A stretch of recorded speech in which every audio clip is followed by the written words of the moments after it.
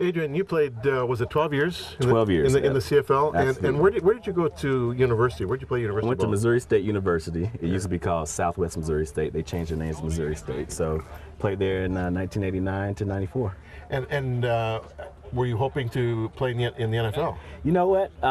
Football was a total accident. Really an accident. Believe it or not, I was a baseball player. I played all 3 sports as I was growing up, but baseball was my first love and still is my first love. And the only reason I played football was a best friend of mine came to me and said, hey, it's our last year in high school. We're seniors. Let's do something different. Let's go play football, and that way we'll skip basketball conditioning. Because I hated to run. So I said, okay, that makes complete sense. So let's do that. Yeah. So make a long story short, I had 10 interceptions that year, and I led the team in rushing and touchdowns, and school started calling for me to come play football. So you played both ways, offense and defense? I played offense and defense in high school. Now, yes. you ended up, you started playing defense in university, or what? Correct. Okay. So what they do was, if they thought you had a talent on both sides of the ball, they would try you out at both positions, and then whatever the need of the team was where they would put you. So I was more needed as a defensive back than I was a quarterback. Yeah. It seems to me that defensive players are getting as much press these days as offensive players. I mean, that's a real switch. Yes. There was a time when defense was hardly even talked about. Exactly. But see, that's what they need to understand, that defense wins championships. Yeah. See, offense, they bring the people into the crowd, into the stadium, because everybody wants to see the quarterback, the All-American boy and things of that sort. But defense, that's where the nitty-gritty gets down to it and everything. That's where if you don't score, you can't win the game. So defense wins championships. I wonder how much of a role Deion Sanders played in kind of bringing defensive halfbacks, at least, into high profile. You know what? He was a guy that really was the catalyst of putting defensive backs on the map. And, he created his alter ego, prime time, and everything. And, for a defensive back, you have to have that confidence about you, because if a D lineman messes up, nobody in the stadium knows because the linebackers are there to protect them. If the linebackers mess up, nobody in the stadium knows because the defensive backs are there to help them out. If the defensive back messes up, it's just touchdown, right? So everybody in the stadium is going to know if you mess up. So you have to be able to have a short memory, because you have to be able to, be like a duck in water, get the water off your back, but be able to be confident in what you're doing. And Deion Sanders was the catalyst for He's for now all in that. the Hall of Fame. Yes. What do you think about the rhubarb these days over head hits and concussions?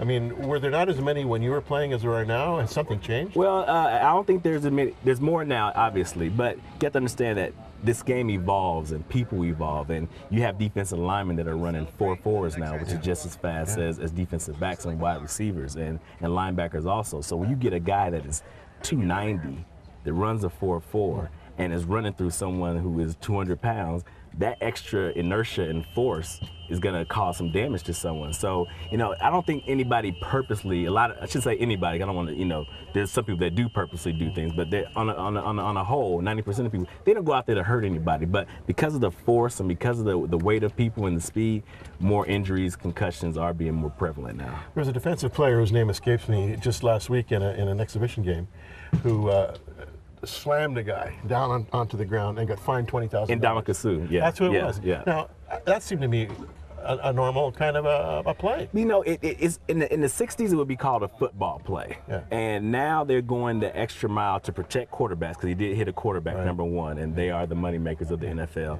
And number two, I didn't think it was a bad play on his part for the simple fact that he didn't know if the ball was released or not. Right? And so if the ball was released, as it was, obviously, he got the penalty for that. But there's been times in the past couple years where a defensive lineman thinks that the quarterback is throwing the ball and he lets up, and the quarterback still has the ball. He ends up throwing the ball for a touchdown or for a first down. Then he goes back to the sideline and gets yelled at by the coach because he didn't finish the play. So it's one of those things where, you know what, football is football, and I understand you protecting the quarterbacks, but you know what, they signed up to play this game also. So they shouldn't have the white cotton Charmin tissue paper out for them the whole period of time. They need to be able to take a hit also. I hear you.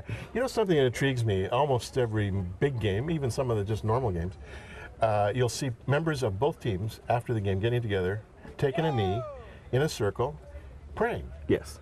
Were you a part of that crowd? I was. Why is faith so important to players, and why was it so important to you? Well, it was important to me because I grew up like that, you know. My father was a minister, so I had a drug problem when I was younger. A lot of people don't know that I had this drug problem, and my drug problem was I got drugged to church every Sunday.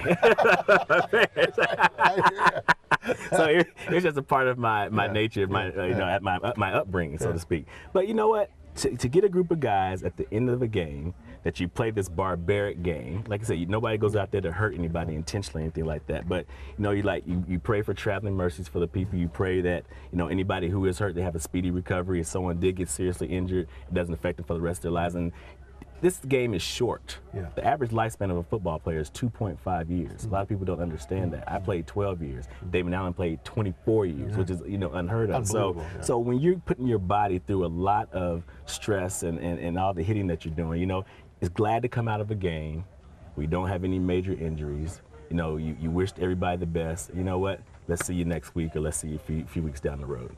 And after the game, there is life after football? There is life after football for me, yes. I'm been in the financial industry for the last 5 years. I did a little bit of TV with Sportsnet and radio with TSN. And you're here supporting Tony Fernandez. Yeah, really good guy. I've been to his golf tournament for the 3rd time now, I think it is, if I can count right, without any concussions. Yeah, so, it's good that, you support someone who was a Toronto sports figure, and then me being in the Toronto sports environment, we get to know each other and get to do things. And so anytime someone does something charitable, you want to be a part of that. I used 2 of my shots. The 3rd one my partner made. Great talking to you. Thanks. Thank you, sir. Appreciate it. Pleasure. All right. One preacher's son to another.